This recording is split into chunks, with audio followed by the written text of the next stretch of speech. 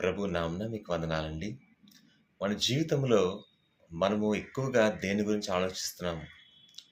ఆత్మీయ స్థితిలో దేవుడు చేసిన మేళ్ళు, ఆశీర్వాదాల గురించి ఎక్కువగా ఆలోచించి, ఆయన చేసిన మంచిని మనం జ్ఞాపకం చేసుకుంటే అండి, మన జీవితాల్లో అదే ప్రభావము, అదే నడిపింపు ఉంటాది.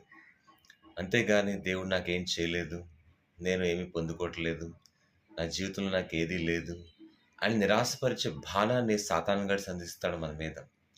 అయితే దేవుడి నిరీక్షణ, పట్టుదల, విశ్వాసం ఉన్నట్లయితే అపొస్తలుడైన పౌలు గారు చెప్పినట్టుగా దేవుడి నిరీక్షణ మనల్ని ఎప్పుడూ కూడా నిరాశపరచదు కానీ దేవునిలో బలపరుస్తదండి.